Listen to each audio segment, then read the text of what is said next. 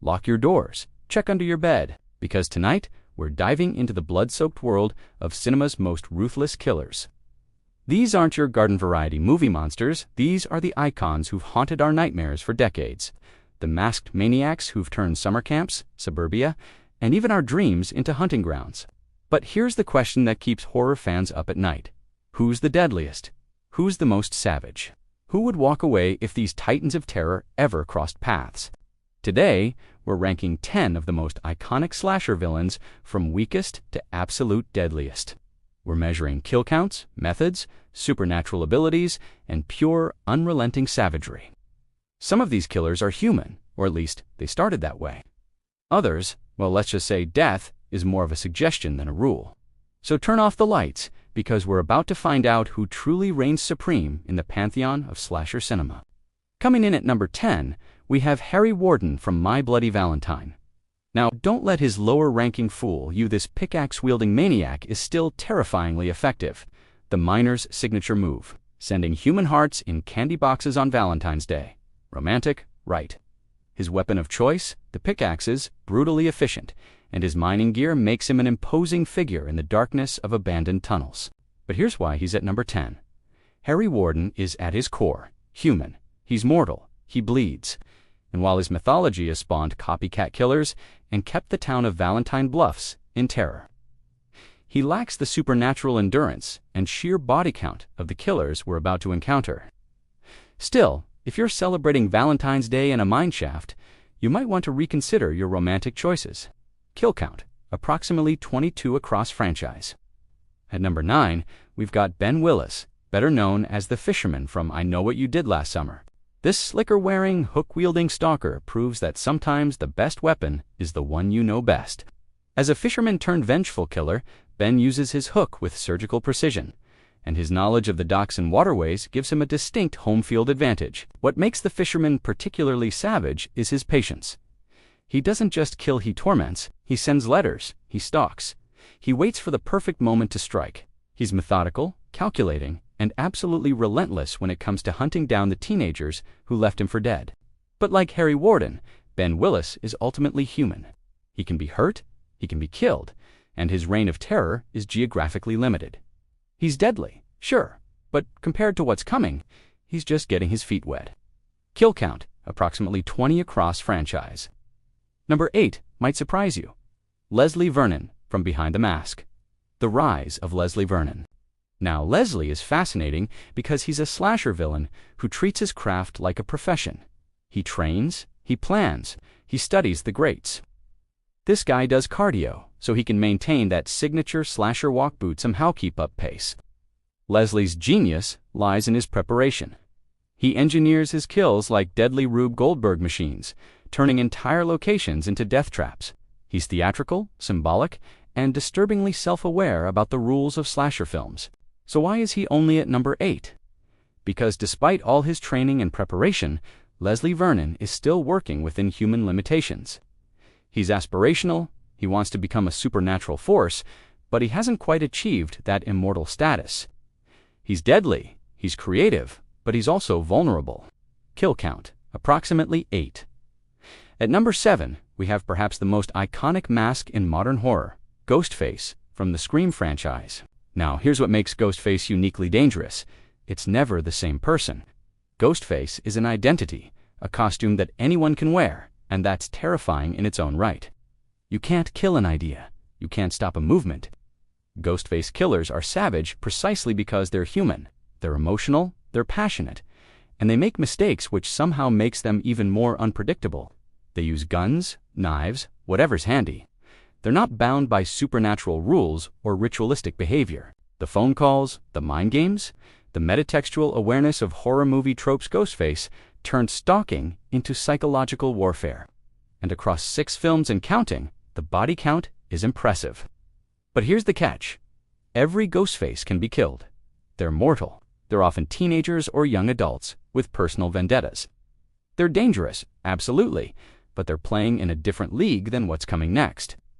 Kill count, approximately 60 plus across franchise. Number 6 is 3 feet of pure plastic evil. Charles Lee Ray, better known as Chucky, from the Child's Play franchise. Don't let the size fool you. Chucky is a serial killer whose soul is trapped in a good guy doll, and he's been racking up bodies for over 3 decades. This pint-sized psychopath is armed with knives, creativity, and an absolutely savage sense of humor. What makes Chucky so deadly? He's underestimated. Nobody suspects the toy. He's small, he's mobile, he can hide anywhere. And thanks to voodoo magic, he's got legitimate supernatural staying power. He can transfer his soul, he can possess others, and he just keeps coming back. Chucky has also evolved over the years. He's had a bride, a child, he's embraced his queer identity, he's literally split himself into multiple dolls. The guy adapts, but at number 6, Chucky faces one major limitation: his size. In a straight fight against larger, stronger killers, he's at a disadvantage. He's deadly, he's persistent, but he needs to get creative to take down bigger prey. Kill count, approximately 80+ across franchise. At number 5, we enter truly supernatural territory with the Hell Priest himself, Pinhead from Hellraiser. Pinhead isn't just a killer, he's a cosmic entity, a Cenobite who exists beyond mortal understanding. He doesn't kill for revenge or sport. He's summoned, and he comes with promises of experiences beyond the limits of pleasure and pain. And trust me, it's mostly pain. What makes Pinhead savage? His kills are art. They're elaborate, excruciating, and eternal. He doesn't just murder you, he takes you to another dimension where suffering is infinite. Chains with hooks appear from nowhere, ripping flesh apart. He can tear your soul to pieces and reassemble it however he wishes. Pinhead also commands an army of Cenobites, each with their own horrific specialties. He's intelligent, eloquent, and operates on a completely different moral plane than human killers. So why is he only at number 5? Because Pinhead has rules. He must be summoned, he can be banished. And while he's nearly impossible to kill, he's bound by the laws of his dimension. He's not hunting you down unless you open that puzzle box. Kill count. Difficult to quantify, dozens directly, countless in hell. Number 4 is the killer who made an entire generation afraid to sleep. Freddy Krueger from A Nightmare on Elm Street, Frederick Charles. Krueger is a child killer who is burned alive by vengeful parents, only to return as a dream demon. And that's what makes him so devastatingly effective. He attacks in your dreams. You have to sleep. Everyone does. There's no escape. Freddy's kill creativity is off the charts. He can manipulate reality within dreams, turning your fears and insecurities into weapons against you. He's drowned people in their beds, sucked them into TVs, turned them into puppets, dragged them into mattresses. Each kill is personalized, theatrical, and absolutely horrific. Plus, Freddy has personality. He jokes, he taunts, he plays with his food. This isn't mindless killing, it's sadistic entertainment. But here's why Freddy isn't in our top 3. He has limitations. He's bound to Elm Street, powered by fear and memory. If people forget him, he weakens. If you can control your dreams, you can fight back. And in the waking world, he's powerless. He needs you to be asleep, which means there's always a timer running on his effectiveness. Kill count, approximately 42 across franchise. At number 3, we have the one who started it all, the Shape himself, Michael Myers from Halloween. Michael Myers is the embodiment of pure evil. No motive, no explanation, no humanist, an unstoppable force that kills because that's what it does. He killed his sister when he was 6 years old, and he's been at it ever since. What makes Michael savage? His persistence. You can shoot him, stab him, burn him, run him over, he just keeps coming. That slow, methodical walk is more terrifying than any sprint because you know he'll never stop. He doesn't run because he doesn't need to. He'll find you. Michael's strength is superhuman. He can pin people to walls with kitchen knives. He can tear through doors. He's strategically intelligent, setting up elaborate kills and stalking his prey with patience. Across timelines and reboots, Michael has racked up one of the highest body counts in slasher history. He's murdered entire police stations, wiped out families, and turned Halloween night into a blood-soaked nightmare. But Michael is at number 3 because, despite his supernatural durability, he can be stopped, even if only temporarily. Decapitation worked at least once. Burning has slowed him down. And compared to our top 2, he's still operating on a somewhat physical plane. Kill count, approximately 160+ across franchise. Coming in at number 2 is the hockey-masked juggernaut of Camp Crystal Lake. Jason Voorhees from Friday the 13th. Jason Voorhees is what happens when tragedy, revenge, and supernatural resurrection create the perfect killing machine. He drowned as a child, watched his mother die, and came back as something that isn't quite human anymore. Let's talk savagery. Jason's kill creativity is legendary. Sleeping bags slammed against trees, heads crushed with bare hands, bodies folded in half, faces frozen in liquid nitrogen and shattered. Machetes, spears, harpoons, his bare hands Jason is an equal opportunity destroyer. What puts Jason at number 2 is his sheer physical dominance and supernatural resilience. He's died and come back multiple times. He survived drowning, electrocution, toxic waste, being blown apart, and even being dragged to hell. Each time, he comes back stronger. Jason has the highest confirmed kill count of any slasher villain talking well over 150 people across films. He's superhuman strength. He feels no pain, and he absolutely will not stop. He's also taken his show on the road, Manhattan space, even facing off against Freddy Krueger. Jason is adaptable, relentless, and nearly indestructible. So why isn't he number 1? Because there's one killer who transcends even Jason's impressive resume.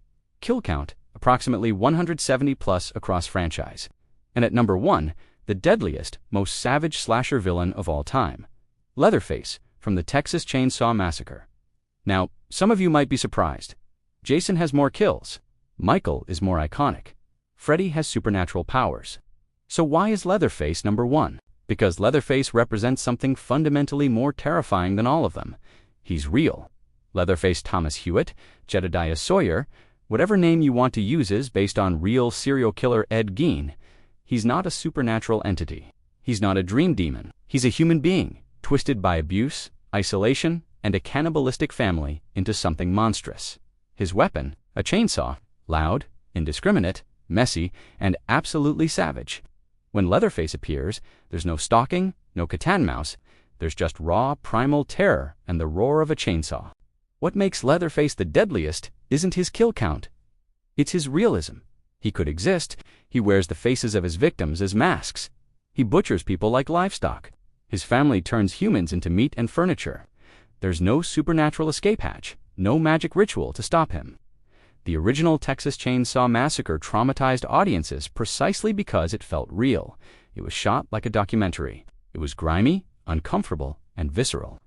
Leatherface didn't feel like a movie villain. He felt like something that could actually be out there in rural Texas. And across decades and multiple timelines, Leatherface has maintained that raw, uncomfortable edge.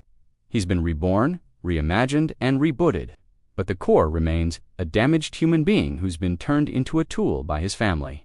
A killing machine without the supernatural padding of immortality or dream powers. That's what makes him the deadliest. With Freddy, you can wake up. With Jason, you can leave Crystal Lake. With Michael, you can at least hope for dawn. But Leatherface, he's in the real world, with real weapons, driven by real human darkness. And that, more than any supernatural power, is what makes him the most savage slasher villain of all time. Kill count, approximately 60 plus across franchise, but impact immeasurable. So there you have it, 10 of cinema's most savage slasher villains, ranked from weakest to deadliest, from pickaxes to chainsaws, from dream demons to human monsters. These icons have defined horror for generations. Did we get it right?